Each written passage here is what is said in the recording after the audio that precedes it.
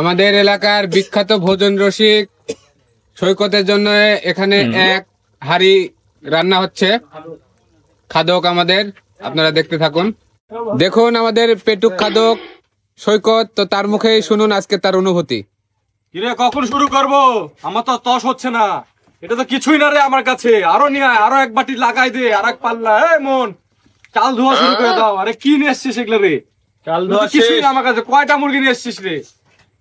না না না, তোদের কাছে আয়োজন করে শোষা করে তোরা ডাবুক দে, তাড়াতাড়ি শুরু করে দি, আমার আর তস হচ্ছে না রে। আজকে যে কি খাই দাই দিব রে। আমি হলো এই এলাকার সবচেয়ে বড় খাদক। A few moments later.